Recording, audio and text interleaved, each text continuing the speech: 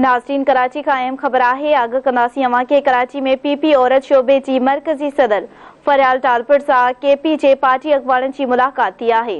मुलाक़ात में फैसल करीम कुंडी, मोहम्मद अली पाचा, शुजाउ खान ऐं ज़ाहिर अली शाह शामिल आहिनि। मुलाक़ात दौरान ख़ैबर पख्तूनख्वा जे सियासी सूरतहाल ऐं तंज़ीमी मामलनि ते ॻाल्हि ॿोल कई वई आहे। मुलाक़ात बाबति अवां खे ख़बर ॾियूं पिया। कराची में पीपी औरत शोबे जी मरकज़ी सदर फरियाल टालपुर सां केपी जे पार्टी अॻवाननि जी मुलाक़ात थी आहे। मुलाक़ात में फैसल करीम कुंडी, मोहम्मद अली पाचा, शुजाउ खान ऐं ज़ाहिर अली शाह शामिल आहिनि। मुलाक़ात दौरान ख़ैबर पख्तूनख्वा जी सियासी सूरतहाल ऐं तंज़ीमी मामलनि ते पिणु ॻाल्हि ॿोल कई वई। हिकु भेरो ॿीहर लाइन ते मौजूदु आहे चीफ रिपोर्टर कराची शबीर लाशारी। जी शबीर, मुलाक़ात बाबति वधीक आगाह कजो।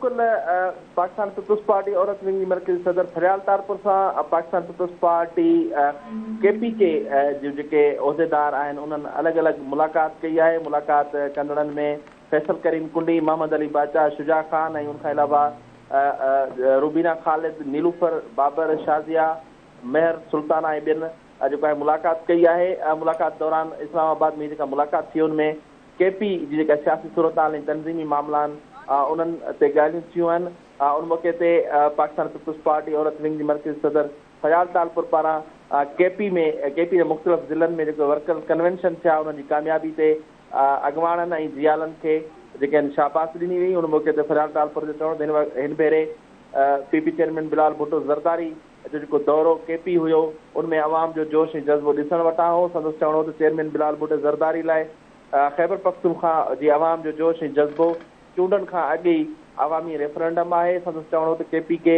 पंहिंजो फ़ैसिलो ॿुधाए छॾियो आहे। मुल्क जो ईंदड़ वज़ीर आज़म बिलाल भुट्टो ज़रदारी हूंदो। जी ठीकु आहे, महिरबानी शबीर आगाह करण लाइ।